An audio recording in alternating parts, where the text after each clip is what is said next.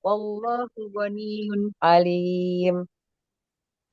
Ya ayyuhalladzina amanu la tubtilu shadaqatikum bil manni wal adha kalladzi yunfiqu malahu ria'an nasi wa la yu'minu billahi wal yawmil akhir فمثله كمثل صفوان عليه تراب فأصابه وابل فتركه صلدا لا يقدرون على شيء مما كسبوا والله لا يهدي القوم الكافرين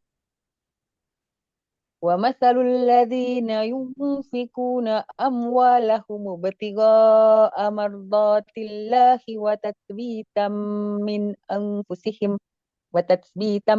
أنفسهم كمثل جنة بربوة أصابها وابل فآتت أكلها ضعفين وإن لم يصبها وابل فطل والله بما تعملون بصير أيود أحدكم أن تكون له جنة من نخيل وأعناب تجري من تحتها الأنهار له فيها من كل الثمرات وأصابه الكبر وله ذرية ضعفاء فأصابها إعصار فيه نار فاحترقت كذلك يبين الله لكم الآيات لعلكم تتفكرون Sadaqallahul Azim.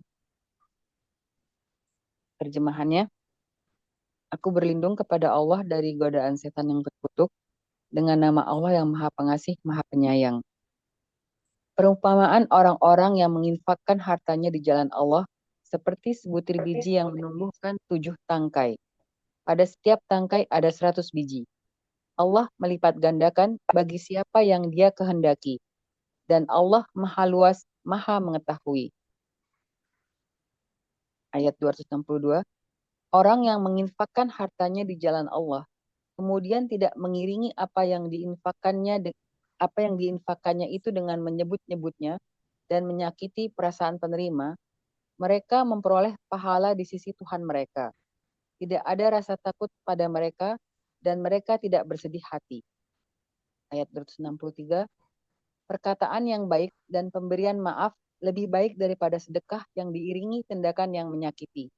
Allah Maha Kaya lagi Maha Penyantun. Ayat 264. Wahai orang-orang yang beriman, janganlah kamu merusak sedekah kamu dengan menyebut-nyebutnya dan menyakiti perasaan penerima, seperti orang yang menginfakkan hartanya karena ria atau pamer kepada manusia dan dia tidak beriman kepada Allah dan hari akhir. Perumpamaannya orang itu seperti batu yang licin yang di atasnya ada debu. Kemudian batu itu ditimpa hujan lebat. Maka tinggallah batu itu licin, lagi. Mereka tidak memperoleh sesuatu apapun dari apa yang mereka kerjakan. Dan Allah tidak memberi petunjuk kepada orang-orang kafir. Ayat 165. Dan perumpamaan orang yang menginfakkan hartanya karena mencari ridha Allah dan untuk memperteguh jiwa mereka, seperti sebuah kebun yang terletak di dataran tinggi yang disiram oleh hujan lebat. Maka kebun itu menghasilkan buah-buahan 2 kali lipat. Jika hujan lebat tidak menyiraminya, maka embun pun memadai. Allah Maha melihat apa yang kamu kerjakan. Ayat 266. Adakah salah seorang di antara kamu yang ingin memiliki kebun kurma dan anggur yang mengalir di bawahnya sungai-sungai? Di sana dia memiliki segala macam buah-buahan. Kemudian datanglah masa tuanya, sedang dia memiliki keturunan yang masih kecil-kecil. Lalu kebun itu ditiup angin keras yang mengandung api, sehingga terbakar. Demikianlah Allah menerangkan ayat-ayatnya kepadamu, agar kamu memikirkannya. Maha benar Allah dengan segala firman-Nya. Insyaallah. Jazakillah khairan wa barakallahu fiik pada Mbak Ika yang telah membacakan ayat-ayat suci Al-Quran. Semoga Allah memberikan keberkahannya, tidak hanya kepada Mbak Ika, juga kepada kita yang telah menyimaknya. Alhamdulillah, para sahabat juga ya, terima kasih sudah hadir.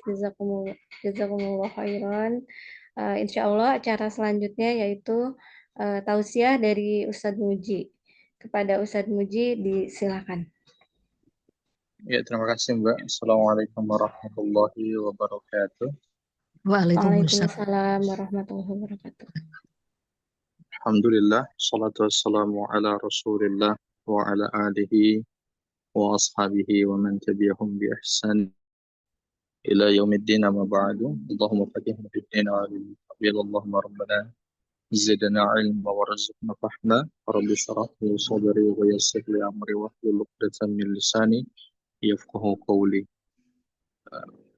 Terkait dengan masalah pembahasan infak itu, alhamdulillah sebagiannya sudah kita bahas di pertemuan kemarin di Quran Journaling, tapi ada yang mungkin menjadi tambahan juga di pembuka kali ini, karena yang akan menjadi pemateri inti di pertemuan kita atau pada kesempatan kali ini itu Ustadz Bey. Jadi terkait dengan infak, itu ada 4 yang harus dihindari dan 4 yang harus ada. Ya, ada 4 yang harus dihindari dan 4 yang harus ada. Syarat yang 8 ini itu akan menjadi sebab diterimanya infak seseorang. Jadi sebab diterimanya infak itu oleh Allah Subhanahu wa taala. 4 yang pertama yang tidak boleh ada di dalam infak itu, yang pertama adalah perbuatan kesyirikan. Jadi orang yang berinfak itu tidak boleh melakukan perbuatan syirik. Kenapa? Karena perbuatan syirik itu membatalkan semua amalan. Amalan sholatnya, amalan puasanya, amalan baca Al-Qur'annya, amalan dia belajar ilmu agama, sampai juga amalan dia di mana dia itu berinfak. Jadi perbuatan syirik. Misalnya perbuatan syirik yang dimaksud dalam pembahasan kita itu adalah perbuatan syirik sebagaimana perdukunan, perbuatan syirik yang berkaitan dengan syirik hati, syirik lisan, dan syirik pada perbuatan. Itu banyak sekali. Nah, itu makanya kenapa kita harus, atau di dalam Al-Quran itu banyak dibahas tentang perkara kesyirikan dan juga perkara tauhid yang menjadi lawan daripada kesyirikan itu, supaya kita memahami dengan benar apa kesyirikan tersebut, ya, seperti apa jenisnya, sehingga kita bisa menghindari perbuatan syirik itu. Nah, kalau kita bisa menghindari perbuatan syirik itu, maka insya Allah amalan-amalan kita yang kita lakukan itu diterima oleh Allah Subhanahu wa taala. Jadi kalau sudah tidak dianggap lagi amalan, artinya amalan kita itu terhapus karena perbuatan syirik itu, tentu juga orang yang melakukan kesyirikan ini diancam oleh Allah Subhanahu wa taala dengan neraka selama-lamanya. Banyak di dalam ayat Al-Quran yang membahas tentang balasan bagi orang-orang yang melakukan kesyirikan. Kemudian yang kedua, yang tidak boleh ada di saat kita berinfak itu adalah tidak boleh ria. Jadi kalau ria itu syirik kecil. Yang pertama tadi adalah syirik yang besar.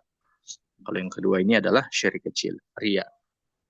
Ria itu kita melakukan infak itu untuk mendapatkan balasan dari manusia. Memang makna ria ini secara sempit yang kita pahami ketika kita berinfak itu untuk mendapatkan sanjungan ataupun pujian dari orang lain.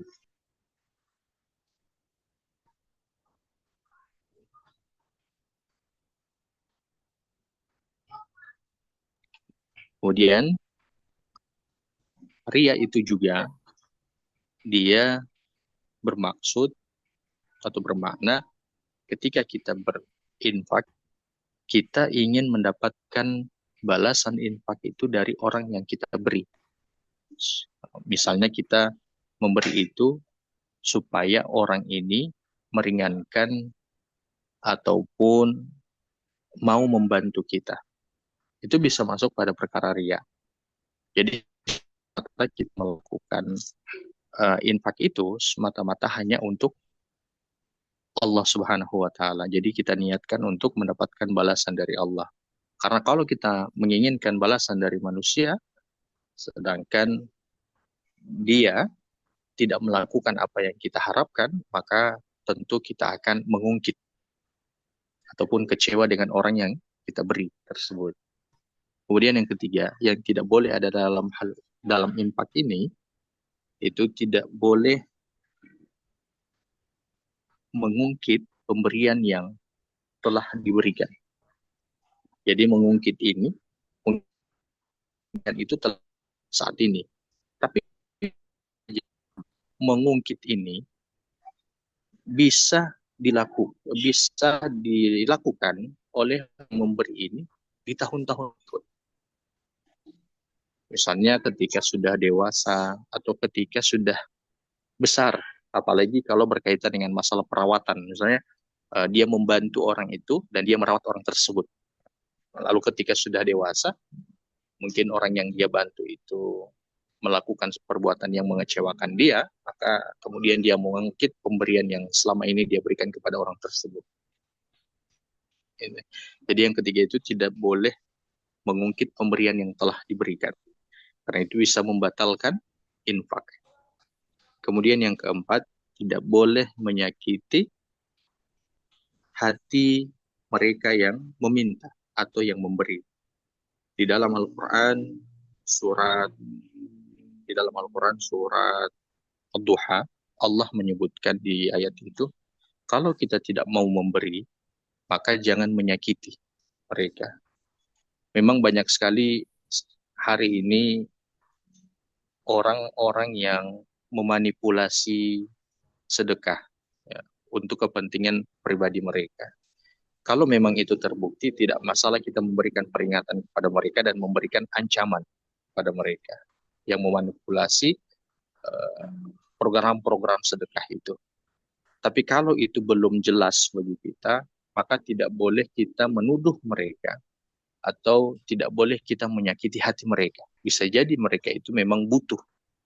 Kalaupun kita tidak mau memberi kepada mereka karena kita menganggap mereka tidak layak sebagai penerima, maka tidak masalah kita tidak memberi, tapi jangan menyakiti hati mereka. Jadi yang keempat ini pun, kalaupun kita sudah memberi, maka jangan menyakiti mereka. Mungkin kita mengatakan, ini saya beri, tapi jangan lagi datang. Ini saya beri, tapi saya lihat kamu ini sehat-sehat saja. Nah, seperti itu. Itu bisa membatalkan amalan dari infak. Kemudian, 4 yang harus ada. Jadi 4 yang tidak boleh ada ketika kita berinfak. Yang 4 yang harus ada sekarang, 4 yang harus ada ketika kita berinfak itu yang pertama, kita harus memastikan pemberian infak itu dia mestilah dari barang yang halal, halal jenisnya, dan yang kedua halal dari cara kita mendapatkannya itu. Jadi tidak boleh hasil dari riba, hasil dari riswa, hasil dari mencuri, lalu kemudian kita sedekahkan. Itu sedekahnya tidak akan terhitung pahala di sisi Allah Subhanahu wa taala. Karena kita berinfak dari barang yang didapatkan dari cara yang haram. Yang kedua, berinfak tadi dengan jenis barang yang haram. Jangan jenis barang yang haram misalnya minuman khamar, kemudian juga narkoba, obat-obat terlarang, dan juga misalnya daging babi, daging anjing, dan seterusnya. Nah itu juga yang harus diperhatikan, yaitu Yang harus ada ketika kita berinfak adalah kita memastikan kehalalan dari apa yang kita beri. Kemudian yang kedua, barang yang kita beri itu, nanti diingatkan Mbak Amira kalau sudah ada Ustadz B. Ya, Ustaz, siap, insya Allah. Yang kedua, barang yang diinfakkan itu haruslah layak. Nah, karena urutan infak itu kan ada 3. Pertama, biasanya itu paling bawah kita berinfak dengan sesuatu yang sudah tidak layak pakai. Biasa kalau ada korban bencana, kita mengambil barang-barang yang sudah tidak layak pakai sebenarnya. Paling banyak. Saya masuk di beberapa relawan, misalnya ada bencana, kami itu lagi mensortir lagi pakaian yang diberikan. Ternyata dari sortiran dari barang yang diberikan itu dan setelah disortir itu, ada beberapa barang yang tidak layak pakai. Ada beberapa barang yang tidak layak pakai. Kemudian yang kedua, dari tadi di mana kita berinfak dari barang yang tidak layak pakai, ada yang posisi kedua. Kita berinfak dari barang yang dia masih layak pakai, tapi dia bukan barang yang kita inginkan. Biasa kan barang yang kita suka itu kan barang yang kita tidak mau untuk memberinya. Kalau ada donasi, ada pembukaan donasi, misalnya donasi musibah, korban bencana, itu kan pihak Ta'mirul Masjid mengatakan sekiranya Bapak Ibu memiliki pakaian yang layak pakai, tolong kirimkan ke masjid. Nah, biasa kalau kita pulang ke rumah, kita akan mencari pakaian yang sudah kita tidak suka, tapi itu masih layak untuk dipakai. Itu level keduanya. Jadi kita akan mencari barang yang kita sudah tidak suka, tapi barangnya itu masih layak pakai. Itu kedua. Kemudian yang ketiga. Yang ketiga itu adalah berinfak dengan barang yang kita sukai, dia layak pakai, dan yang kedua itu adalah barang itu kita sukai. Itu paling tinggi. Karena itulah yang dilakukan oleh Rasulullah. Ada sahabat kalau tidak salah, ya saya lupa juga itu riwayatnya.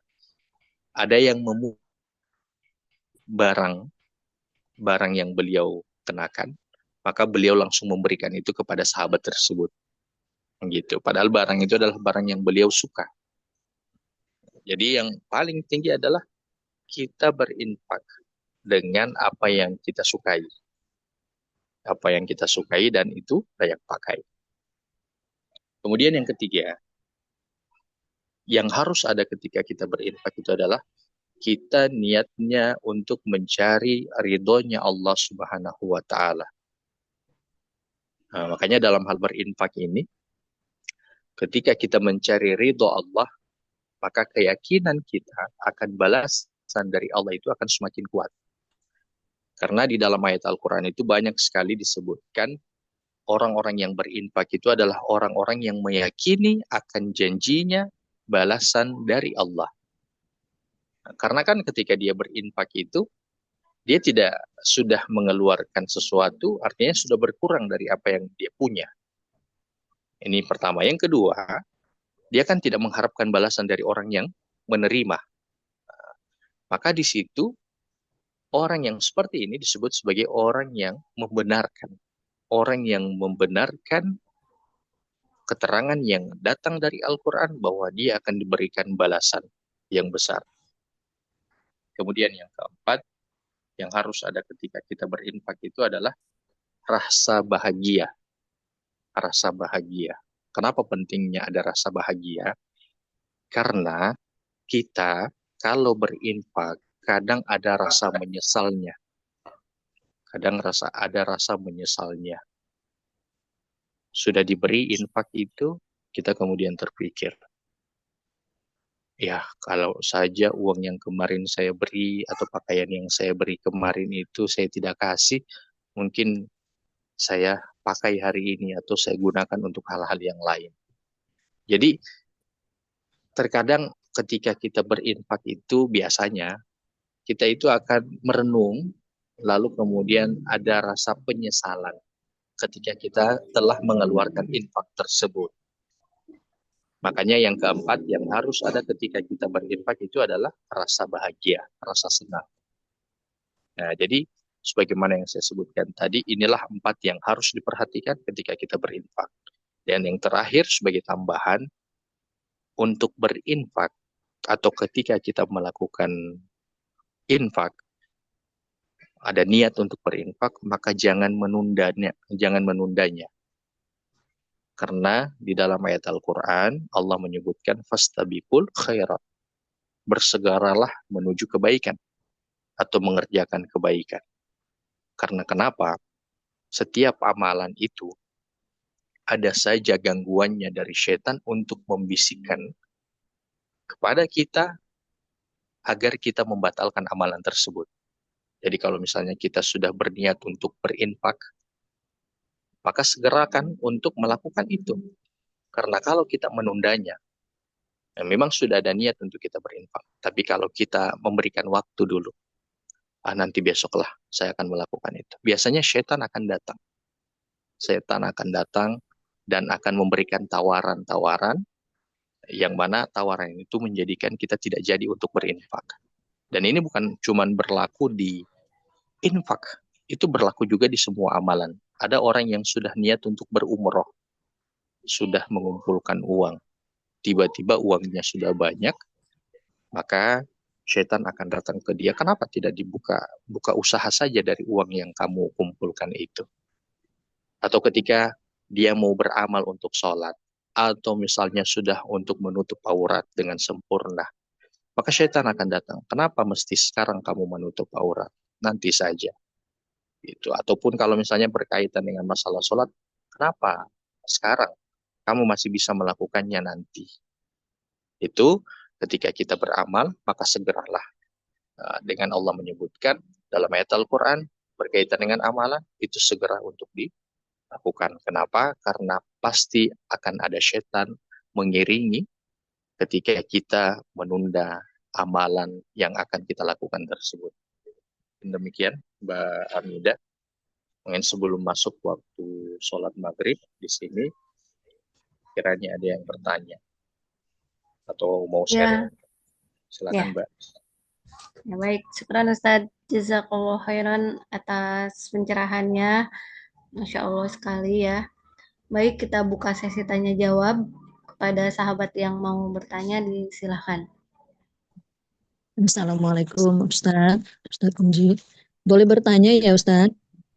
Boleh, Bunda. Silakan, Bunda. Ya, Insyaallah.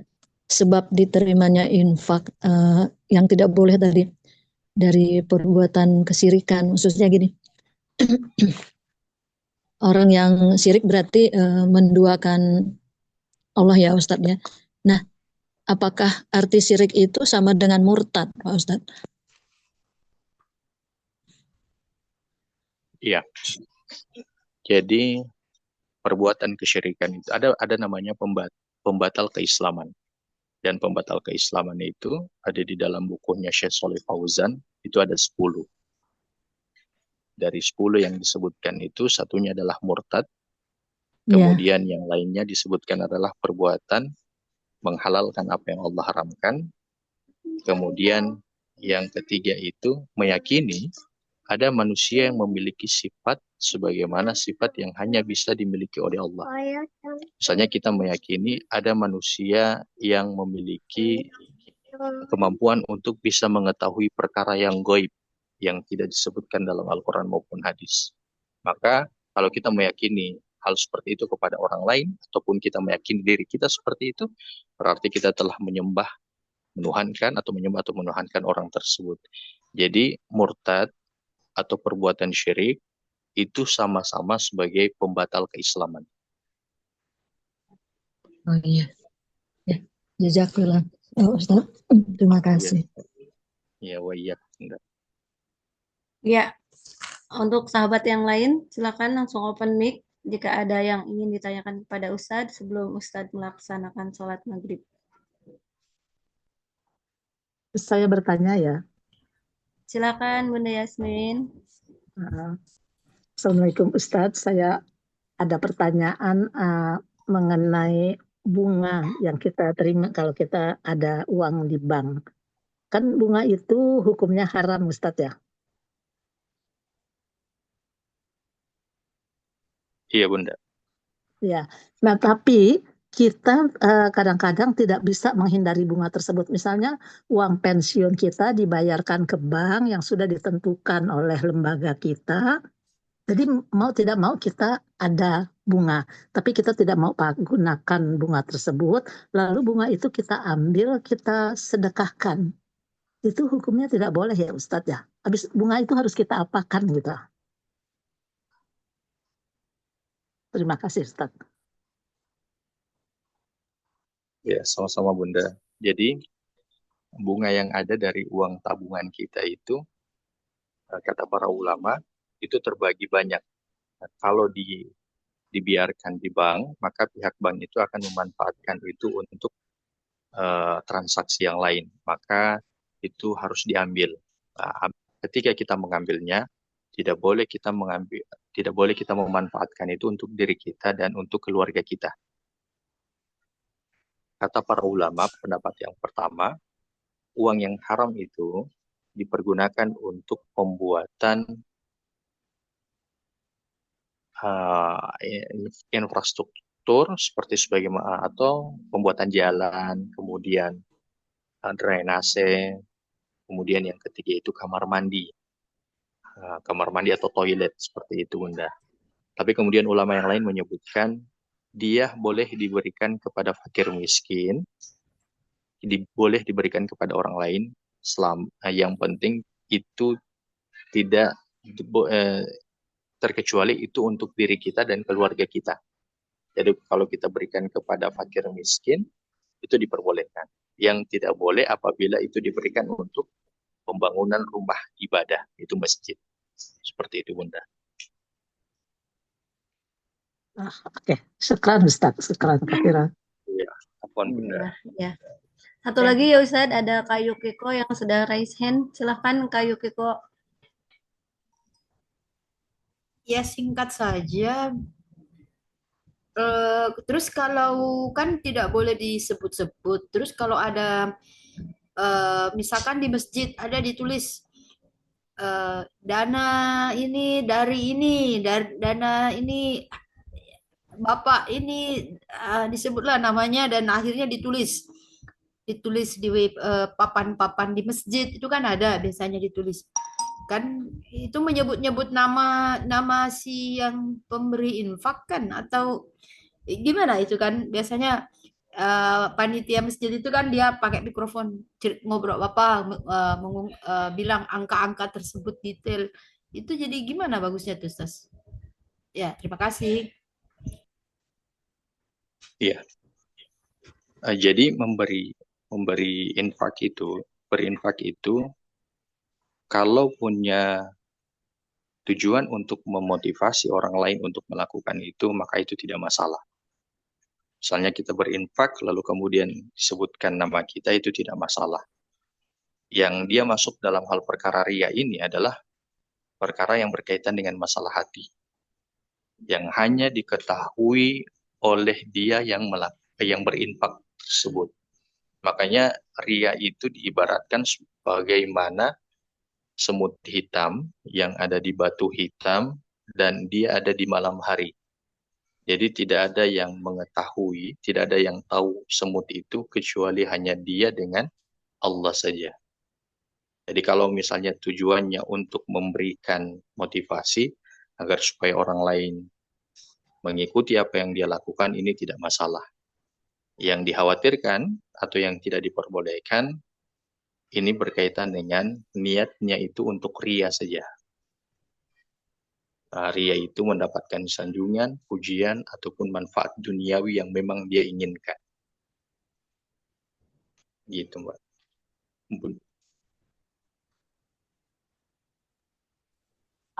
Gimana Kak Yukiko? Ini Saya Bu izin Dianti dulu, udah Mbak. ketemu. Oh iya. Oke baik, syukran Ustaz, mengerti. Iya, Ya sudah jelas ya. Waalaikumsalam Ustaz, syukron. Nanti Ustaz kembali lagi apa? Tidak. Melihat Ustadz B, kalau ada Ustadz B, kalau belum ada Ustadz B, insya Allah saya kembali lagi. Baik Ustaz. Syukron Ya, Ustaz, baik. jazakallahu khair. Selamat menunaikan ibadah sholat maghrib. Ya. Ya, eh, sahabat MMC yang dirahmati oleh Allah, sebelum sebelum Ustadz Bey hadir, mungkin insya Allah ini kita akan sharing resume kajian dari yang sebelumnya ya. Insya Allah akan disampaikan oleh Mbak Lisdia. Kepada Mbak Lisdia disilahkan. Assalamualaikum warahmatullahi wabarakatuh semuanya. Waalaikumsalam warahmatullahi Sementara wabarakatuh. yang bisa saya rangkum sementara ini karena seperti Ustadz Bey kemarin sampaikan bahwa beliau akan menyambung materi beliau pada sore hari ini. Jadi yang kemarin bisa saya rangkum seperti ini di ayat 261 Ustadz Bey menyampaikan bahwa bentuk jamak dari sumbulatin artinya satu tangkai harusnya adalah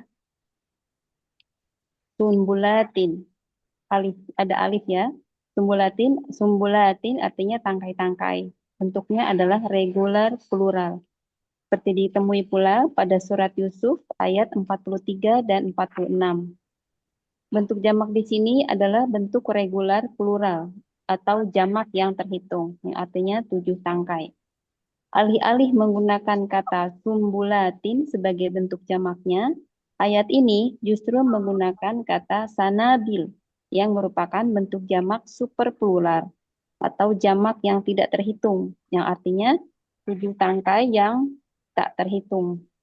Penggunaan bentuk kata superplural ini sejalan dengan kalimat terakhir yang berbunyi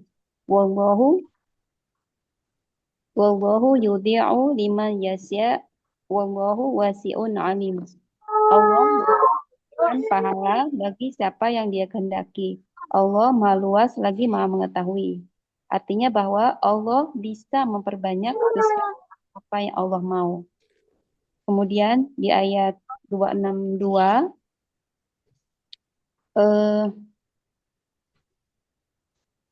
bentuk wala khaufun adalah bentuk negasi secara umum, tidak mutlak. Jika mutlak, maka harusnya bentuknya adalah nasab.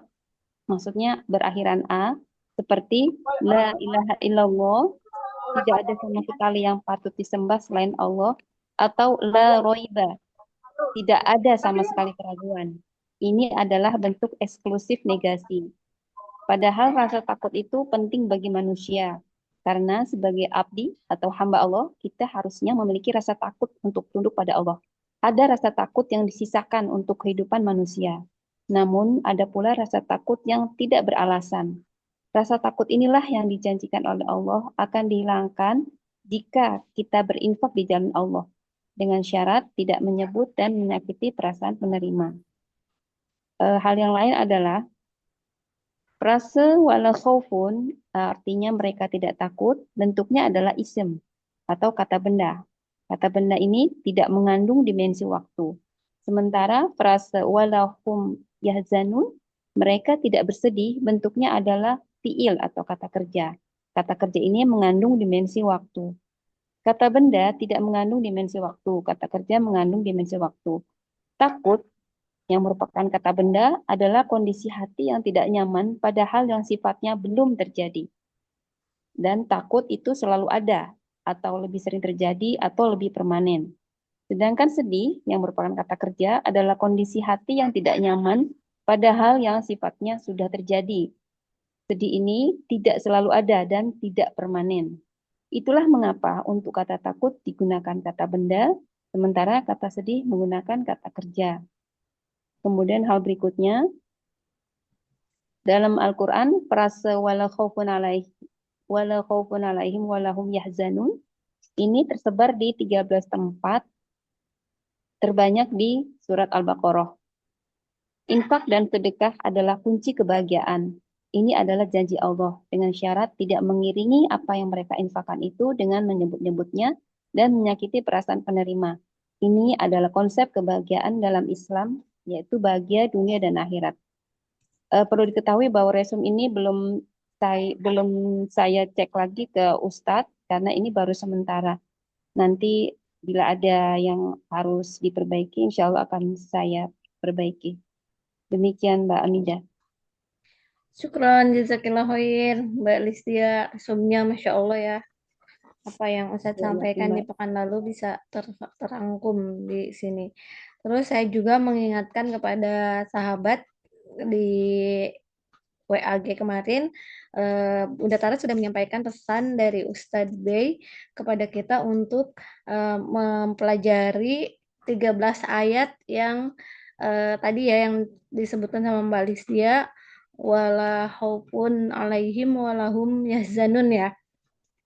Ini sambil menunggu Ustadz, saya share beberapa ininya ya, apa poinnya. Ternyata Masya Allah ya di 13 ayat tersebut benar-benar katanya itu plek-tiplek gitu ya. Bentar. La khaufun alaihim walahum yahzanun. Coba saya buka dulu. Prevensi yang lain ada yang sudah mempelajarinya tuh baca-baca terlebih dahulu, mungkin bisa sharing juga di sini. Ada nggak? Yang sudah baca-baca ayat yang mengandung kata-kata, ada nggak sahabat? Mbak Ika mungkin? Mbak. Ya, Saya udah baca-baca yang ayat-ayat itu belum? Saya udah beberapa baca, Mbak. Memang intinya adalah untuk tema rasa ini. Apa tema? Ya, maaf telat. Ya, saya udah baca tadi beberapa ayat yang diminta oleh Ustadz Bey. Ternyata memang itu diulang-ulang ya, kata tidak ada rasa takut dan sedih ya. Sama betul gitu ya. Cuma di situ ada prolognya atau ada akhirnya itu yang sedikit itu akan didapat kalau ada satu keimanan, ketakwaan, kemudian juga berbuat kebajikan. Ya salah satunya infak itu. Kayaknya di situ letaknya ya. Semua itu akan dihadiahkan Allah apabila kita melakukan hal-hal yang tunduk dan berserah diri. Tadi saya ada baca. Jadi kalau kita berserah diri, tunduk dan patuh, kemudian berbuat kebajikan, itu rasa itu akan Allah kasih kepada kita. Gitu loh. Iya, Masya Allah. Kalau saya melihat dari itu. Iya, Masya Allah, syukran Teh Ema. Ya, Masya Allah ya, itu janji Allah ya. Saya juga ini ya, di screen apakah sudah terlihat? Sudah. Jelas nggak? Karena kecil-kecil ininya. Iya, kecil. Apalagi saya pakai HP. Kan? HP bisa di zoom. Bisa di zoom. Ya, kalau bentar, ini di zoom. Ini saya pakai aplikasi Notion. Pakai HP. Di HP tempat nyimpen catatan. Di HP masing-masing aja di zoom. Ya, di ini ya. Oh ya, HP masing-masing yang di zoom ya. Ya, ini catatan saya ya. Masya Allah ya, di Al-Baqarah ayat 38, ini keywordnya siapa saja yang mengikuti petunjuk Allah. Kalau di sini kan petunjukku kan, ketika jika benar-benar datang petunjukku kepadamu, dan siapa saja yang mengikuti petunjukku, tidak ada rasa takut menimpa mereka, dan mereka pun tidak bersedih hati. Jadi kalau refleksi saya ya, refleksi secara lihat terjemahan aja, belum lihat tafsir nih ya. Ketika kita merasa sedang ada dua kan, takut dan sedih itu selalu hampir satu paket, bener nggak sahabat? Betul. Satu paket. Jadi, ketika rasa itu datang, ya udah kembali lagi ke Al-Quran gitu kan, petunjuk Allah tuh ada di Al-Quran ini gitu ya. Dan ini benar-benar janji Allah gitu ya. Ketika siapa saja yang mengikuti petunjukku, ya akan hilang, tidak akan ada lagi rasa takut dan rasa sedih itu gitu ya. Karena sahabat juga mungkin sudah pernah ini ya, ketika kita sedang galau, ketika kita sedang merasa kok gini ya gitu. Terus kita tiba-tiba buka Al-Quran random, tapi rasanya itu tuh kayak buat kayak jawaban. Kita jawaban itu kayak ya ini buat aku ya, kayak gini, ngerasa kayak ada yang pernah merasakan itu. Iya. Iya Mbak. Itu ya di sini nih di Al-Baqarah ayat 38. Kemudian di Al-Baqarah ayat 62. Nih, orang-orang beriman. Iya, Teh. Itu bagaimana, Teh? Gimana, Sesungguhnya Bu? orang-orang beriman, orang-orang Yahudi, orang-orang Nasrani, dan orang-orang Sabi'in, siapa saja di antara mereka yang beriman kepada Allah dan hari akhir, serta melakukan kebajikan, pasti mendapatkan pahala dari Tuhan. Di sini kan ada orang Yahudi dan orang Nasrani, di orang Sabi'in, yang beriman, ya ada kata beriman, tapi di sini ada Yahudi dan ada Nasrani. Ya, Ya, Bu. ini maksudnya gimana ini? Nah, ini kita akan tanyakan nanti kepada Ustadz. Sama pertanyaannya, Bu. Karena makanya pentingnya kita ketika mentadaburi ayat Allah itu kita harus ada guru ya, ada Ustadz yang mendampingi itu ini gitu kan. Kenapa di sini disebutkan orang Yahudi, orang-orang Nasrani dan orang Sabiin. Sementara kita tahu orang Yahudi dan orang Nasrani itu mereka itu nggak beriman, iya nggak, Bu? Iya, Ya, benar. saya bantu jawab, Mbak. Ah ya, ada Mbak Ika nih yang ini. Ya, nanti mungkin mudah-mudahan tadi bisa dikoreksi Ustadz yang saya pahami asalnya tuh Yahudi dan Nasrani itu asalnya memang beriman gitu kan. Yahudi beriman kepada Nabi Musa dan Nasrani beriman kepada Nabi Isa gitu kan. Nah, setelah berapa waktu kemudian mereka mulai mulai menyimpang gitu, Mbak. Jadi ini yang saya pahami adalah merujuk ke Yahudi Nasrani yang masih beriman kepada Nabi Musa dan Nabi Isa yang awalnya gitu, Mbak. Gitu. Nah, setelahnya kan setelahnya kan Nabi Muhammad waktu diutus, masih ya kan? ahli kitab ya. Iya, ahli kitab betul. Nah, setelahnya Bukan kan kondisi yang sekarang. bukan. Ya, Kalau yang ya. sekarang udah benar-benar menyimpang banget ya. Udah Iya. gitu. Iya. Jadi itu kembalinya ke Yahudi dan Nasrani yang awal, yang generasi awalnya yang masih beriman kepada Nabi Musa dan Nabi Isa gitu. Itu yang saya pahami sih. Ya baik, nanti kita cross check ke Ustadz biar lebih jelas ya, kita sama-sama belajar pada ini. Tolong diingatkan lagi aja ya, Mbak, ya kan? Iya, insya Allah. Baik, Kak. Syukron, jazakallahu khair, baik, Kak. Tapi ini saya juga ya ada nyambung dengan ada pertanyaan dari saya gitu ya. Ketika mereka orang-orang Yahudi, orang Nasrani, ya non Muslim, orang-orang kafir itu mereka juga suka berinfak gitu kan. Mereka juga suka melakukan kebajikan dan hidup mereka juga kayaknya happy aja gitu. Kayak ya enggak? Ya itu kan rahman dan rohimnya Allah mungkin ya. Rahman Allah semua umat, semua makhluknya. Rohim nggak dapat. Betul. Allah kan pasti membalas semua perbuatan makhluknya ya, Mbak, ya kan, perbuatan baik maupun perbuatan buruk, ya kan. Itu udah pasti gitu, Mbak. Allah nggak mungkin nggak membalas gitu kan. Nah, untuk yang saya pahami untuk orang-orang yang bukan orang-orang kafir ya, bukan berarti non Muslim, ya Allah memberi balasannya di dunia aja gitu, Mbak, ininya.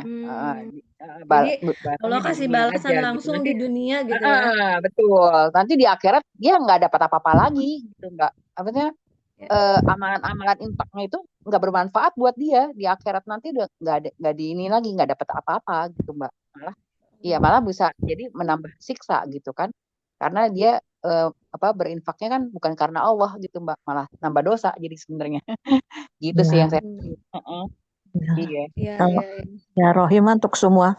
Rahman orang yang beriman saja. Ya, relate dengan Balis dia dengan saya tuh sedang mentadaburi surat Ar-Rahman ya, Balis dia di NN. Masya Allah, Rahmannya Allah itu meliputi untuk semua manusia gitu. Tapi ketika sudah ke akhirat itu udah rahimnya Allah hanya untuk orang-orang yang mukmin, yang beriman kepada Allah. Jadi ya Masya Allah ya. Ini ada hubungannya juga ya. Iya mungkin, Mbak. Ya. Baik, selain kita PR nanti untuk bertanya ke Ustadz tentang ini, kita lanjut dulu ke Al-Baqarah 112. Di sini juga ada ini ya, ada kata ini apa? Wala khaufun alaihim wala hum yahzanun. Tidak ada rasa takut yang menimpa mereka dan mereka pun tidak bersedih. Kepada siapa itu? Yaitu kepada orang yang menyerahkan diri sepenuhnya kepada Allah serta berbuat ihsan. Tadi ya yang kata Teh Ema ya, ketika bertakwa itu ya Teh Ema ya. Orang bertakwa itu kan udah ya menyerahkan diri sepenuhnya kepada Allah ya, berbuat ihsan juga, merasa terus diawasi oleh Allah. Dan ini adalah ihsan ini kan tingkatan iman yang paling tinggi ya. Ya, tingkatan iman paling tinggi. Masya Allah. Kita lanjut ke Al-Baqarah ayat 262. Orang-orang yang menginfakkan harta mereka di jalan Allah.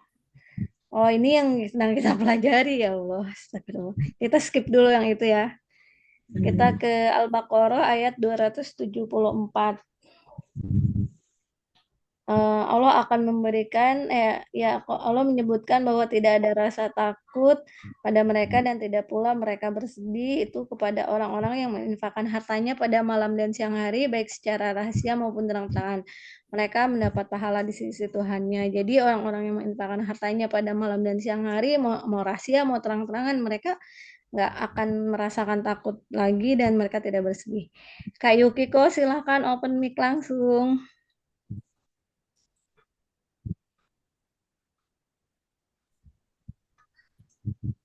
Ya, sedikit saja boleh berbagi kisah. Boleh, ditunggu. Silahkan. Ini kisah teman saya yang waktu kuliah di Jogja dulu non-Muslim. Entah kata gerejanya atau gimana. Jadi mereka itu setiap awal bulan itu dipotong 10%. Dipotong Perpuluhan itu ya Bu. Bagaimana? Perpuluhan ya istilahnya ya. Iya. Jadi kalau kita kan nunggu setahun ya. Islam kalau sudah nunggu masanya itu kan itu pun kadang saya pernah ketemu orang di masjid pun untuk bayar zakat 2,5% aja itu berat. Maksudnya ya usahanya lagi turun sampai bilang sama ustaz di masjid boleh nggak dicicil atau pembayaran zakat itu kan saya udah bayar gaji karyawan kenapa saya harus bayar zakat lagi. Kemudian saya membandingkan dengan ini bahwa perintah berinfak ini kisah teman saya kuliah dulu mereka itu pokoknya begitu awal bulan kalau PNS itu langsung masuk di rekening ya itu langsung minta dipotong 10% otomatis. Jadi dan tanpa babi bu tidak ada negosiasi apapun langsung mereka patuh tunduk kata pemuka agama mereka. Meskipun mereka pun juga mengeluh bahwa kok banyak banget ya 10% dan setiap bulan sedangkan ya UMR Jogja kan kecil.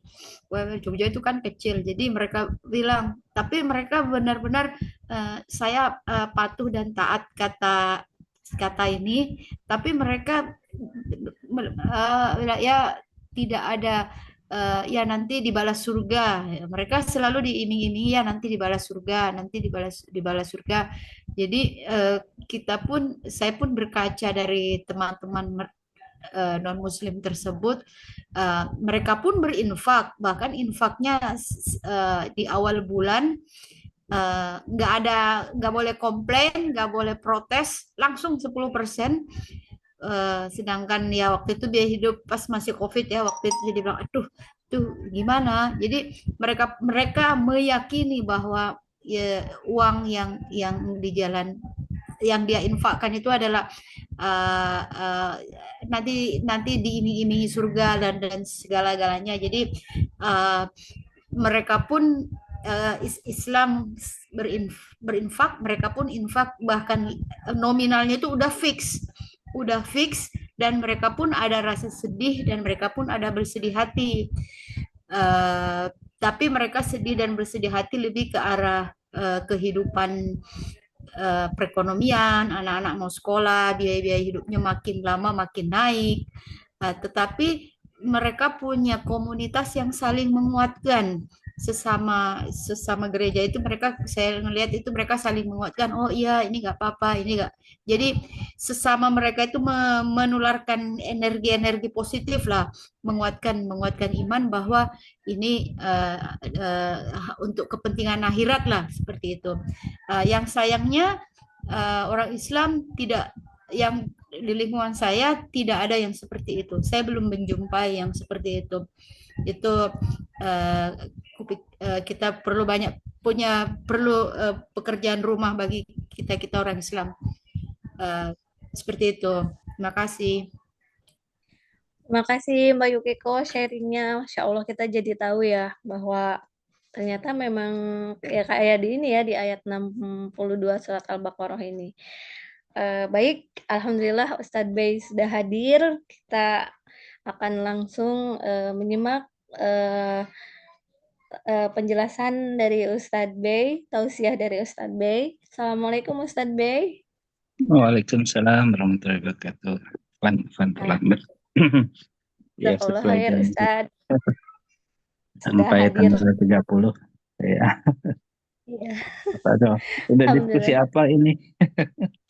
Ini Ustadz sedang diskusi sambil menunggu Ustadz, jadi kami putuskan untuk diskusi PR dari Ustadz yang mempelajari kata, ya seru banget Ustadz, Masya Allah. Katanya itu plek keteplek sama banget, wala khaufun alaihim walahum yahzanun. Jadi tidak ada rasa takut menimpa mereka dan mereka tidak bersedih hati. Nah, siapa saja yang Allah karuniakan rasa itu, ternyata di sini ada ya Ustadz, dari mulai Al-Baqarah 38, 62 sampai dengan terakhir Fusilat ini 10. Tapi yang belum saya rangkum ke bawahnya. baru sampai ini. Tapi segitu udah Masya Allah ya, Allah tuh tata bahasanya Allah itu benar-benar bahwa ini salah satu bukti Al-Qur'an itu bukan buatan manusia. Baik Ustadz, silahkan Ustadz. Baik. Alhamdulillah. Amin. Assalamualaikum warahmatullahi wabarakatuh. Saya Afan ya, tidak lupa kamera. Pakai layarnya ke Amida aja ya. Baik, bismillahirrahmanirrahim. Rabbi shrah li sadri wa yassir li amri wahlul 'uqdatam min lisani. Alhamdulillahirabbil alamin. Ni'mah wa yukafiru mazidah. Ya Rabbana lakal hamd. Kama yanbaghi li jalali wajhikal karim wa azimi sultanik. Allahumma sholli ala Muhammad wa ala alihi wa sahbihi ajma'in. Sekali lagi kita harus selalu bersyukur disempatkan oleh Allah gitu ya, dan diberi hidayah untuk berkumpul mengkaji ayat-ayat Allah dalam Al-Quran, which is merupakan rezeki yang luar biasa, satu kenikmatan yang luar biasa yang patut kita syukuri. Karena bisa saja ya seperti saya 1 jam sebelum ini masih sibuk dengan kursus yang lebih berat dunianya gitu ya. Tapi ya diniatkan untuk ibadah, mudah-mudahan masih tercatat sebagai ibadah. Tapi tentu tidak semulia teman-teman semua yang sejak jam 4 tadi sudah mulai mengkaji ayat-ayat ini. Jadi tentu rezeki yang luar biasa ini kita harus terus-menerus syukuri supaya apa? Supaya Allah tambah lagi gitu rezekinya, tambah lagi kualitasnya, dalam arti bahwa makin intens ibadah kita, makin intens belajar kita, makin besar pahala yang kita harapkan dari Allah. Amin ya. Amin. Jadi jangan lupa bersyukur. Jangan lupa bersyukur.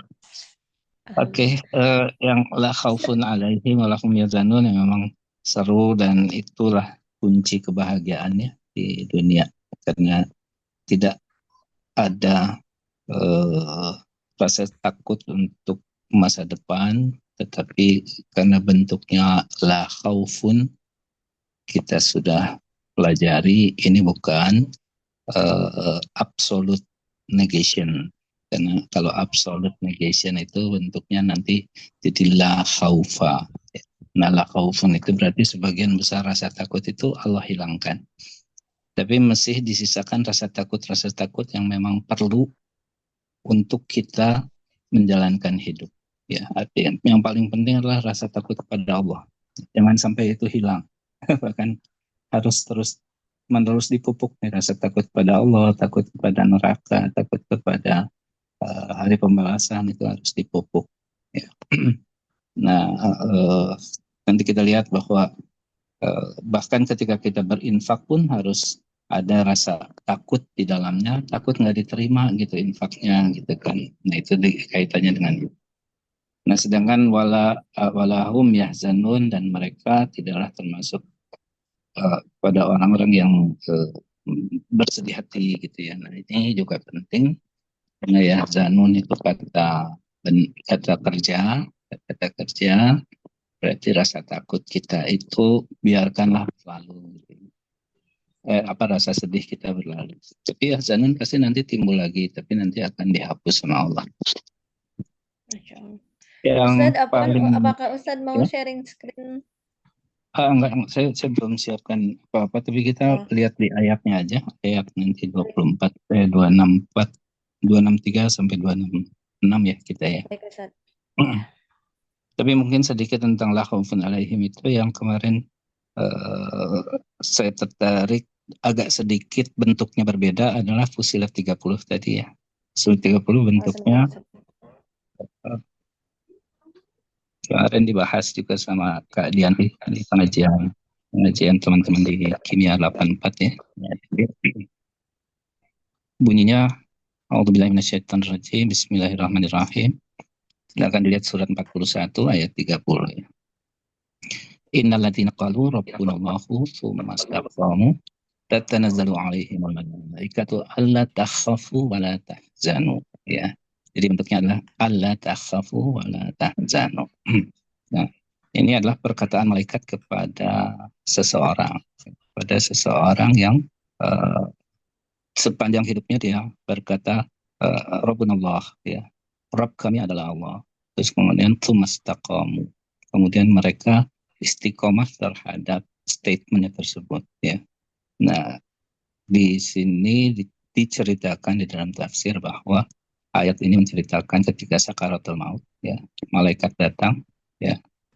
Ketika malaikat datang di sakaratul maut itu malaikat mencabut nyawanya dengan lembut sambil berkata ya, innalladzina qalu rabbuna tsumma istaqamu tatanazzalu 'alaihimul malaikatu. Lalu malaikat itu berkata, alla takhafu wa la tahzanu. Jangan takut atas maut yang akan menjemput, dan wala tahzanu, dan jangan kalian sedih. Jangan sedihkan orang-orang yang kalian tinggalkan. Kenapa? Karena dilanjutkan oleh malaikat, bahkan dijanjikan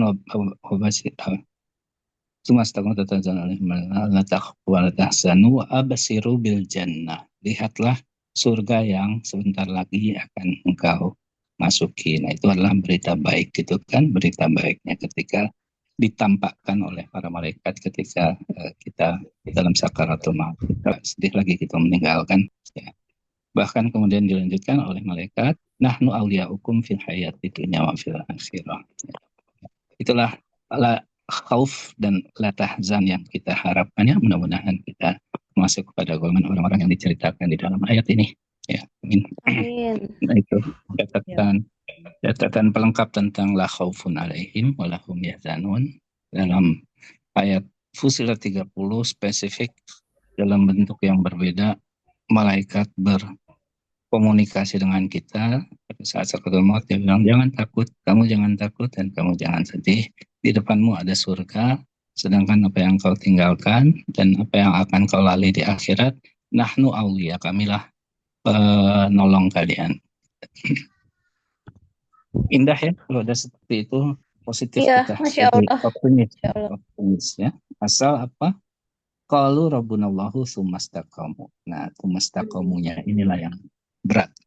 Kalau cuman sekedar bicara rabbunallah, Tuhan kami adalah Allah gitu kan, itu mudah bicara ya, tapi tsumastaqamunya itu yang kita harapkan bisa kita lakukan dengan konsisten. Salah satunya ya dengan penguatan oleh jamaah ya. Jadi selintas Mbak Yukiko ya menceritakan bagaimana jamaah itu berfungsi untuk saling menguatkan kita. Nah, kita punya ayat watawasau bil haqqi watawasau bis sabr, itu kan bentuk penguatan, saling mengingatkan, saling menguatkan di dalam kesabaran. Ya, Masya Allah. mudah-mudahan kita semua diberi sama Allah semangat untuk saling mengingatkan dan menguatkan. Amin, amin, ya Allah. Yuk kita kembali ke Al-Baqarah ya. Ya. Kayaknya kemarin seru cerita tentang pemisalannya ya. Iya Ustadz, kemarin saya sampai nanya ke Mbah Google, apa sih kenapa ada perumpamaan dalam Al-Qur'an gitu ya. Terus fungsinya apa saja gitu. Itu saya cari gitu ya, dan Masya Allah gitu ya, seperti yang pernah Kak Yukiko sampaikan di kajian sebelumnya, ya kita ini memang harus dikasih perumpamaan karena dengan perumpamaan itu imajinasi kita jalan gitu. Jadi kayak oh iya gitu ya Ustadz. Iya, luar biasa. Jadi Allah itu mengatakan dorba amsalakum gitu ya, apa namanya. Jadi untuk perumpamaan itu Allah menggunakan kata, bukan memberi tapi strike us with examples. Jadi strike itu diberi dengan kuat gitu deh, disodorkan kepada kita perumpamaan la'alakum tatadzakkarun, agar kalian berpikir, atau sering dikaitkan juga la'alakum ta'qilun ya. Jadi nanti kita lihat salah satu hikmah dari perumpamaan itu adalah selain memberikan gambaran yang lebih mudah diterima dan dipahami, juga supaya kita berpikir mencari asosiasinya apa, kesamaannya apa gitu ya. Nah, yang pertama mungkin kalau yang 261 perumpamannya sangat straightforward ya. Kemarin sudah kita bahas, bahkan perumpamaan yang menunjukkan berlipat-lipatnya pahala dari Allah itu bukan hanya dicerminkan oleh angka 7 kali 100 kemudian dilipatkan lagi, tetapi juga dicerminkan oleh kata super plural yang Allah pakai ya, sanabil ya kalau ingat. Nah, itu juga salah satu contoh betapa telitinya Allah dan memilih kata-kata untuk mencerminkan, menguatkan arti dan menguatkan makna perumpamaan yang Allah kasih di sini. 261 rasanya tidak ada pertanyaan, karena kekuatan kata sanabil yang merupakan super plural, menunjukkan plural yang luar biasa, yang lebih dari plural biasa, itu sejalan dengan kata yudha'ifu liman yasha ya. Dan Allah melipat gandakan pahala sesuai dengan kehendaknya atau bagi siapapun yang Dia kehendaki. Artinya apa? Artinya alladzina yunfikuna amalahum fisabilillah itu beda-beda pahalanya dari satu orang ke orang yang lain, tergantung dari yang pertama sudah pasti adalah keikhlasannya ya. Di sini dibuktikan dari fisabilillah. Nah, fisabilillah itu berarti kesatu dia ikhlas, kedua anfaku fisabilillah itu dia memilih jalan-jalan atau memilih pembelanjaannya, infaknya itu di jalan-jalan yang diridhoi oleh Allah gitu kan. Nah, kita tahu bahwa salah satu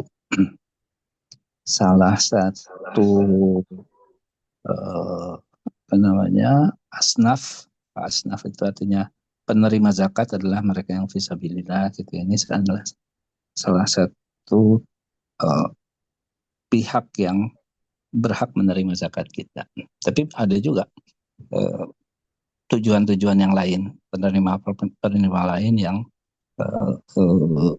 juga fi sabilillah, artinya sepanjang kita meniatkan ini karena Allah, ya, di jalan Allah.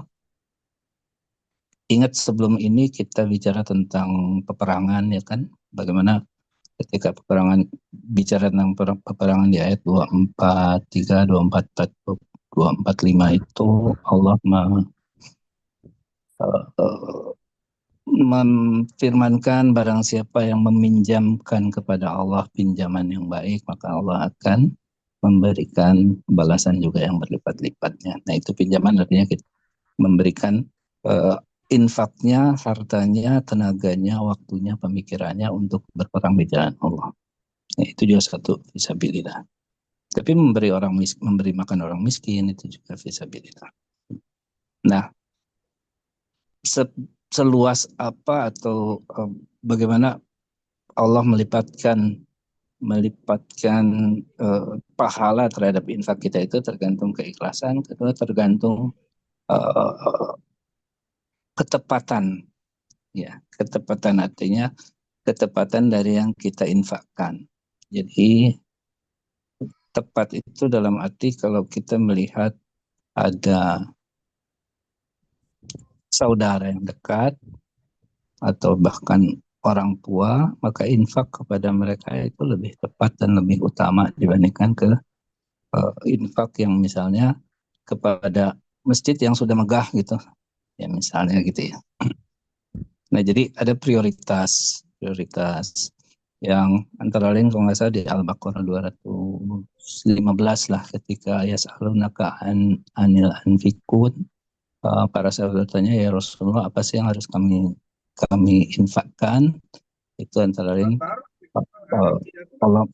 Rasulullah menjawab berdasarkan firman Allah adalah kepada orang tua, kepada qaribin, orang-orang yang dekat, baru kepada fakir miskin, anak yatim, dan selanjutnya. Nah, itu menunjukkan juga derajat dan ketepatan dan prioritas infak kita yang mempengaruhi nanti Allah mudha'iful mayasyan itu seperti itu, ya.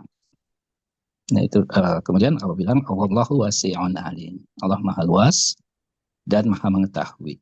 Ya, Maha luas artinya ya pahala Allah itu nggak akan membuat Allah jadi berkurang gitu ya, keluasan rahmatnya. Rahmatnya sangat luas dan Allah mengetahui, ya. Allah mengetahui, termasuk mengetahui apa yang ada di dalam hati orang yang berinfak. Niatnya seperti apa. Nah, itu membawa kita ke ayat berikutnya 262. Alladzina yunfikuna amwalahum, selanjutnya Mbak Hamidah 262. Ya. Alladzina yunfikuna amwalahum fi sabilillahi thumma la yutbi'una ma anfaqu mannahum wala adha lahum ajruhum 'inda rabbihim wala khaufun 'alaihim wala hum yahzanun. Itu yang kemarin kita bahas ya, bahwa infak yang kita ini infaknya sudah ada fisabilillah nih, niatnya sudah betul gitu, tapi ya namanya setan selalu menggoda. Digodalah kita dengan manna wala adza, manna menyebut-nyebut, wala adza bahkan memberikan perkataan dan perlakuan yang buruk kepada orang yang menerima infak kita gitu. Jadi perhatikan bahwa kita sudah fisabilillah nih, tapi perilakunya nggak proper, nggak pantas, ya. Kita ungkit-ungkit, ya, bahkan kita sakiti orang yang menerima infak itu. Nah, itu sama kok diterangkan di ayat-ayat berikutnya apa akibatnya, ya. Jadi di sini syaratnya fisabilillah itu la yutbi'una, jangan engkau iringi atau jangan engkau sertai infak kalian yang sudah hebat itu dengan manna, ya, menyebutnya, dan ada menyakiti perasaan penerima. Nah, menyebut-nyebut itu bukan hanya menyebut-nyebut secara eksplisit gitu. Saya kan udah bantu kamu gitu ya. Apalagi di depan dia itu udah sekaligus menyakiti, tapi juga menyebut-nyebut di dalam hati kita gitu. Nah itu yang paling sulit gitu. Kadang-kadang kita suka ingat-ingat, sih itu udah pernah saya kasih, nggak usah lain kali yang ini lagi gitu. Nah itu kan termasuk mana gitu ya, walaupun di dalam hati itu berat banget untuk bisa kita lawan, tapi ya namanya setan selalu, karena mereka paling nggak suka kalau ada orang infak fisabilillah itu paling nggak suka, jadi ada aja cara dia untuk mengganggu ya. Jadi mana wala ada is not a small thing, this is really apa namanya, subtle ya. Mungkin kita nggak pernah sih memaki-maki orang yang atau menyakiti orang yang kita apa namanya kita bantu gitu ya. Tapi siapa tahu tuh di dalam hati suka terbersit ya. Hati-hati seperti itu. Ya. Makanya terus bertasbih, beristighfar, mensucikan diri, karena seringkali itu tidak bisa terhindari. Cuman yang paling penting adalah kita terus-menerus membersihkan hati. Terus di 263 ditegaskan qaulun ma'rufun wa maghfiratun khairum min sadaqatin yatba'uha ada ya. Allahu ghaniyyun halim. Jadi perkataan yang baik, terus memaafkan ya, qaulun ma'rufun perkataan yang baik, wa maghfiratun dan pemaafan ya. Kenapa harus ada memaafkan? Kadang-kadang yang kita bantu itu perilakunya suka aneh-aneh gitu. Ya udah maafin aja gitu, daripada kita bilang udah saya bantu kok gitu sih gitu. Kayak yang lagi viral ya Ustadz. Kenapa? Yang lagi viral donasi sekarang itu loh, yang inisial A itu Ustadz, sekarang tuh lagi viral itu. Alhamdulillah saya nggak tahu. Tapi malah ya dibantu tapi malah ya itu bersikap seperti tadi, udah dibantu tapi kok malah itu gitu. Iya ya. Itu jangankan kita gitu ya, kadang-kadang bahkan nanti coba dibaca surat apa sih, surat Al-Lail ya, Al-Lail. Abu Bakar, ketika Abu Bakar itu menyokong dan membantu saudaranya, tapi saudaranya itu bahkan menghina istrinya Rasul gitu kan. Oh dia marah sekali, saya nggak mau bantu lagi. Nah, tapi kemudian dia sadar, dia pisahkan, tetap dia bantu karena semata-mata mengharapkan wajah Allah. Dan coba dibaca di tafsir surat Lail ya, bagian belakang 18, 19, 20, 21. Nah itu berat Allah ghaniyun halim. Jadi jangan merasa kita sudah membantu, kita tuh lebih mulia daripada yang kita bantu gitu ya. Karena Allah lah yang sebetulnya ghaniyun halim. Ya. Allah yang maha kaya dan maha penyantun. Jangan kita coba-coba merasa bahwa kitalah yang menyantuni sehingga kita berhak seperti apa berhak untuk melakukan ada di sini ya. Nah 264 itu tentang orang yang berinfak untuk memperlihatkan ya. Ini dilihat ya, ayyuhalladzina amanu la tubtilu shadaqatikum. Tubtilu kalian membatalkan. Nah, sama itu batala itu kayak batal gitu. Jangan kau batalkan sedekahmu ya. Ya ayyuhalladzina amanu, jangan kau batalkan, jangan kau kan batal tubtilu gitu ya, sama dari bahasa Arab rupanya batal itu. Shadaqatikum, sedekah kalian. Bil mani wala adad, dengan menyebut-nyebutnya baik secara terucap maupun dalam hati gitu ya. Wala adad. Kalladzi yunfiqu malahu ria'an.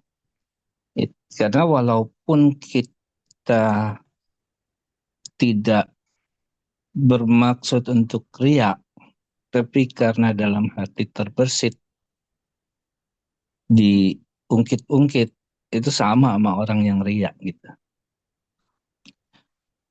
Dan riya itu adalah syirik walaupun kecil ya. Makanya di akhir ayatnya wallahu la yahdil qaumal kafirin. Karena riya itu bentuk syirik yang sangat halus, yang sangat kecil, tidak terasa gitu ya. Makanya kita harus sering-sering berdoa untuk Allah senantiasa mengikhlaskan kita dan kita terhindar dari syirik baik yang kita ketahui, kita sadari maupun yang tidak kita sadari. Allahumma inni a'udzubika min an nusrika bika syai'an na'lamu wa nastaghfiruka min Allahumma inna na'udzubika min an nusrika bika syai'an na'lamu wa nastaghfiruka lima la na'lam. Allah, aku berlindung kepada Engkau dari syirik yang aku ketahui dan aku memohon ampun kepada Engkau dari syirik yang aku ketahui maupun dari syirik yang aku tidak ketahui. Ya. Allahumma inna nas'aluka Allahumma na'udzubika min an nusyrika bika syai'an na'lamu wa nastaghfiruka lima la na'lamu. Ya, lindungilah aku dari syirik dan ampunilah aku dari syirik yang kami tidak ketahui. Penting sekali saat. Ya, wala yu'minu billah. Nah, orang-orang yang ria'an nas itu mereka la yu'minu billah, mereka sebetulnya tidak beriman. Ya. Itu sebabnya sebelum ayat-ayat tentang sedekah, terus nanti kita akan bicara ayat-ayat tentang perdagangan, tentang riba, tentang pokoknya dari 260 sampai Al-Baqarah akhir itu adalah tentang muamalah gitu ya, tentang muamalah, tentang perdagangan.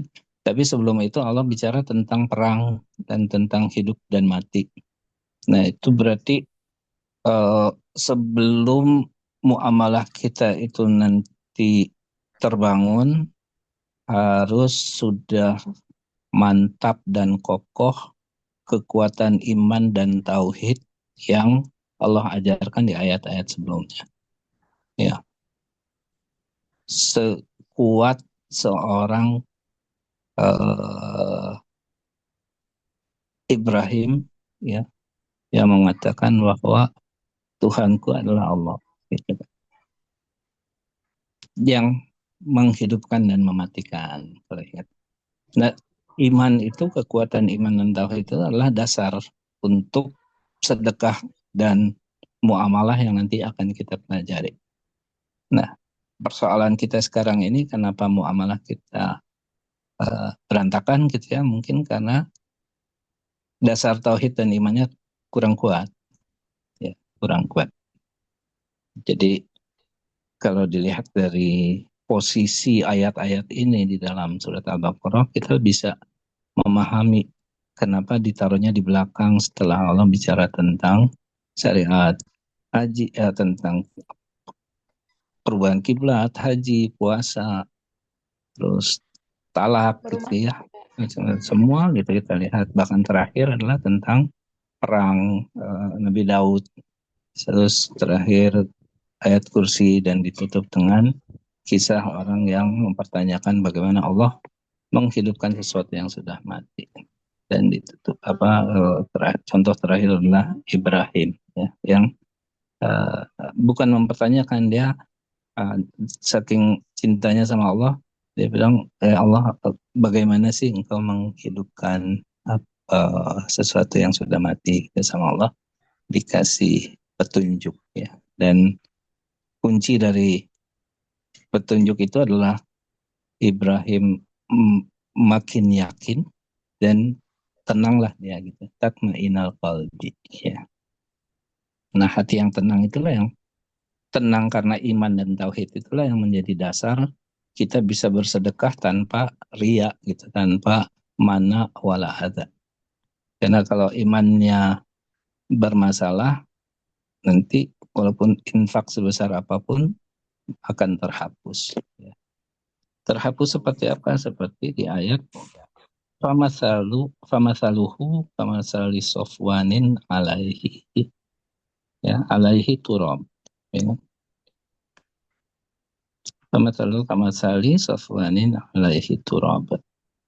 Satu apa permisalannya adalah seperti sofwanin itu batu yang licin, ya, alaihi turab, di atasnya ada tanah.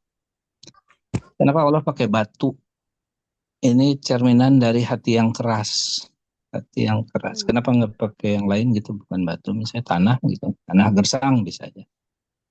Tanah gersang, segersang-gersangnya masih bisa menyerap air. Kalau pakai batu, ini adalah hati yang keras. Hati yang keras karena kekurangan iman dan kekurangan tauhidnya itu. Ya. Makanya pakai sofman. Di atasnya ada turab. Ya. Fa'asobahu. Nah, nanti kita ketemu lagi kata asobah ini sama artinya dibasahi, ya, wabil. Wabil adalah hujan. Nah, fatarokahu soldan, ya, sehingga tinggallah batu itu licin kembali. Jadi batu di atas ada tanah, ya.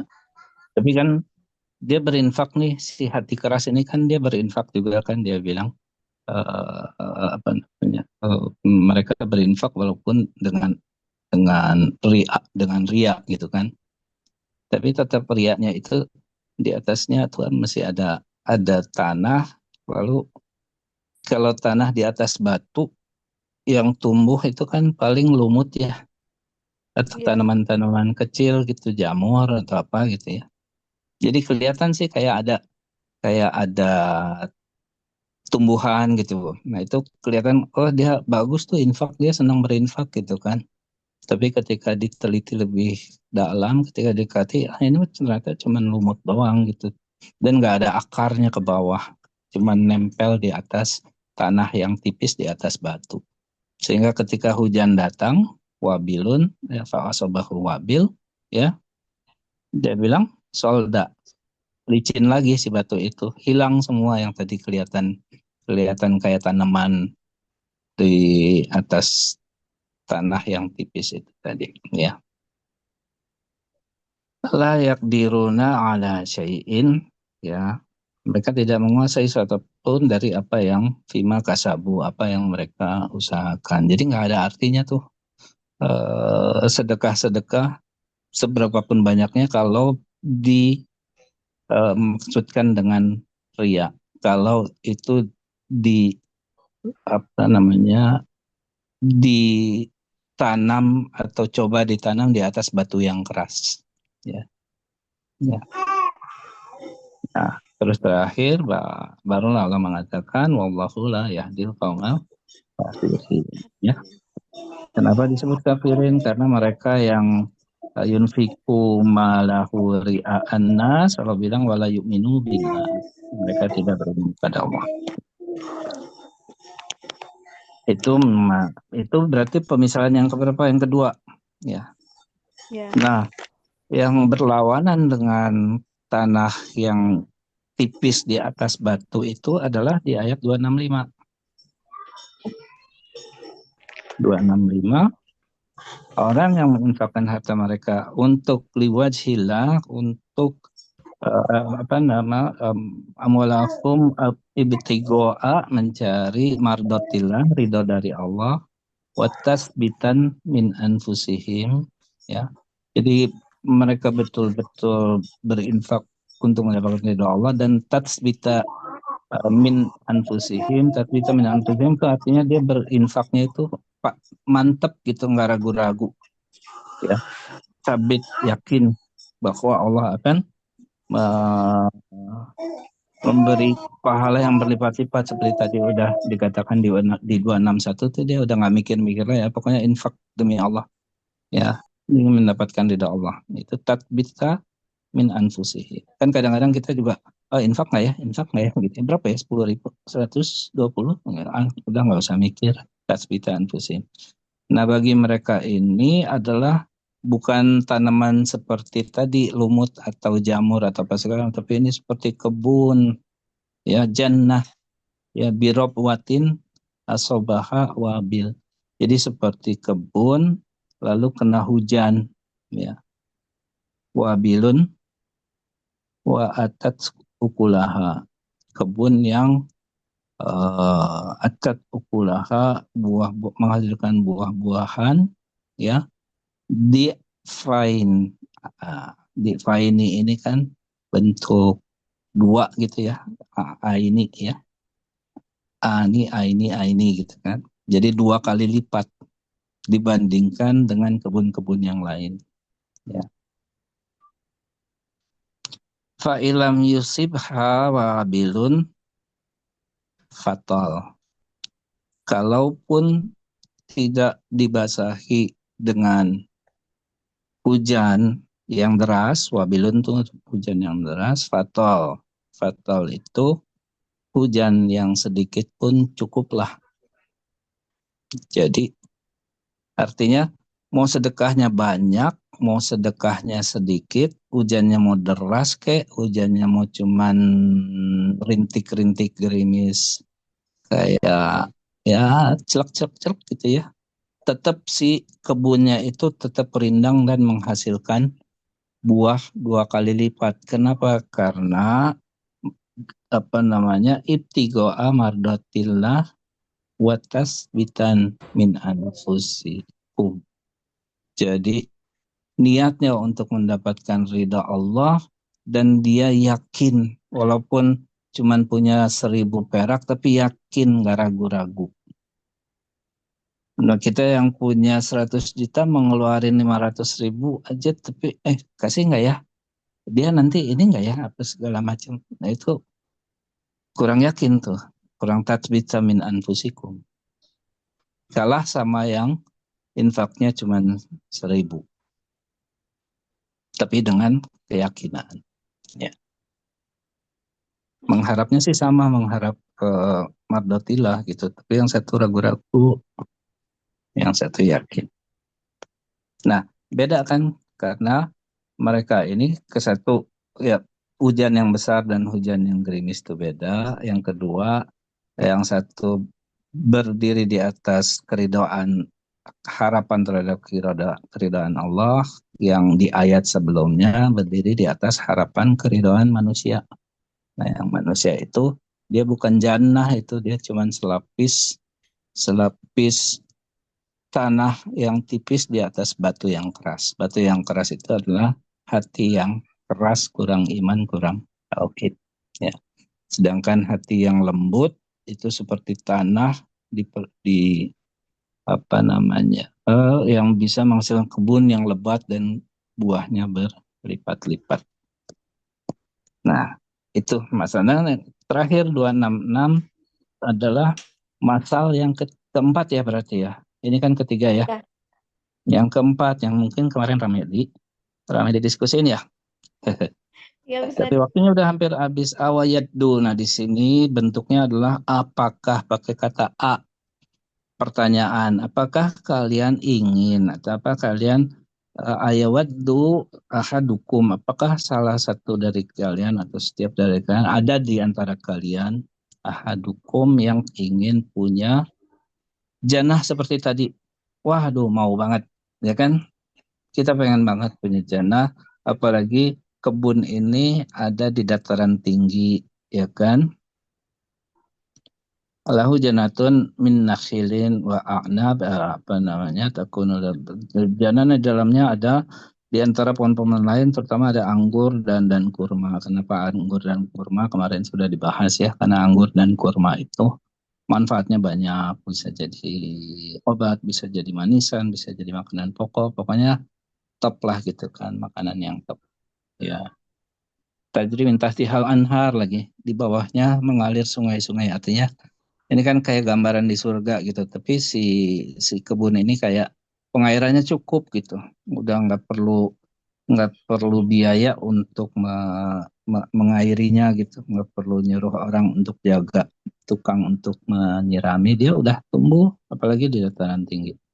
Lahu fiha min kulli samarat, di dalamnya ada segala macam buah-buahan, wa asobahul kibar, ya. Wa asobahul kibar, kemudian datanglah masa tua. Apa sih maksudnya gitu? Ini adalah si pemilik kebun tadi kan, maukah kalian menjadi seseorang ya antakuna yang memiliki kebun dan segala macam. Terus si pemilik kebun ini lama-lama jadi tua kan, wa asobahul kibar, kemudian datanglah kepada dia masa tua atau masa tua menghampiri dia. Ini memisalkan orang yang sepanjang hidupnya berinfak, ya, kemudian tiba masa tuanya, ya, walahu duriyatun du'afa'u, tetapi bagi dia itu dia memiliki anak keturunan yang lemah. Artinya lemah apa? Mungkin anak keturunannya tidak ikut merawat kebun itu, jadi dia tidak mendidik anaknya untuk juga ikut berinfak gitu ya. Anak-anaknya lemah, tidak bisa ikut merawat kebun tersebut ya. Fa'asobaha i'sorun. Nah, kemudian datang angin ribut, angin sore itu angin puting beliung gitu ya, yang kuat naik ke atas apa segala macam, sehingga hancurlah si kebun tersebut. Apalagi fihi narun gitu ya, di dalamnya ada api. Wah, fahtaraqat ya. Fahtaraqat berarti bukan hanya hancur berantakan karena angin, tapi juga hancur karena terbakar. Ini adalah pemisalan si bapak pemilik kebun itu bukan hanya gagal mendidik anak-anaknya, tapi mungkin di akhir hidupnya, di masa tuanya itu dia melakukan sesuatu perbuatan yang menghapuskan semua amal ibadah. Ya, itu yang dimaksud dengan wa asobahul kibar walahu duriyatun du'afa fa asobaha isarun fihi narun fahtaraqat. Kadzalika yubanillahu al-ayati la'alakum tafakkarun. Maksudnya seperti apa? Ya, silahkan difikirkan kata Allah. Ya, bagaimana kebun yang sudah susah-susah dibangun, udah begitu indah, kok bisa hilang dalam sekejap di akhir hayat lagi. Nah, itu yang kita harus hati-hati. Wallahu alam, udah azan. Iya, Masya Allah. Gak terasa Ya, azan itu berarti nanti ya itulah alakum tatafakkarun. Silahkan dipikirkan teman-teman semua ya, apa gitu. Masya Allah, Masya Allah, Masya Gitu ya. Allah. Luar biasa. Saya Ya. tutup ya dengan apa namanya, kita beristighfar 3 kali. Astagfirullahaladzim, astagfirullahaladzim, astagfirullahaladzim. Kita tutup, kita serahkan ke Bunda Hamidah untuk menutup ya. Assalamualaikum warahmatullahi wabarakatuh. Waalaikumsalam warahmatullahi wabarakatuh. Jazakallahu khairan. Wabarakallahu fiik Ustaz. Seperti biasa, jika mentadaburi ayat-ayat Allah itu memang nggak apa ya, waktu tuh terasa sebentar sekali gitu ya, sampai gitu ya. Masya Allah, Masya Allah. Dan di akhir ayat ini dari penjelasan-penjelasan yang tadi, perumpamaan-perumpamaan, ada ini ya, keywordnya tatafakarun, agar kamu memikirkan gitu ya. Masya Allah Ustaz. Jadi semoga penjelasan-penjelasan yang telah kita dapatkan dari Ustadz B, dari Bunda Tara, dari sisi struktur kebahasaannya bisa menjadi bekal untuk tadabbur kita, dan juga bisa semakin menambah ketakwaan kita kepada Allah Subhanahu wa taala, karena itulah inti dari kita mengkaji ayat-ayat Allah. Baik, karena waktu jualah yang memisahkan, azan sudah berkumandang, mari kita tutup kajian kita sore hari ini dengan mengucap hamdalah dan istighfar. Subhanakallahumma wa bihamdika asyhadu an la ilaha illa anta astaghfiruka wa atubu ilaik. Sebelum saya tutup, saya mohon maaf apabila ada lisan saya yang kurang berkenan di hati para sahabat, dan saya mengucapkan jazakallah khairan kepada Ustadz yang sudah hadir pada sore hari ini dan juga kepada sahabat semuanya. Jazakumullah khairan. Wassalamualaikum warahmatullahi wabarakatuh. Waalaikumsalam warahmatullahi wabarakatuh. Terima kasih semua. Assalamualaikum. Waalaikumsalam. Izin tutup Zoom-nya ya. Terima kasih, Mbak.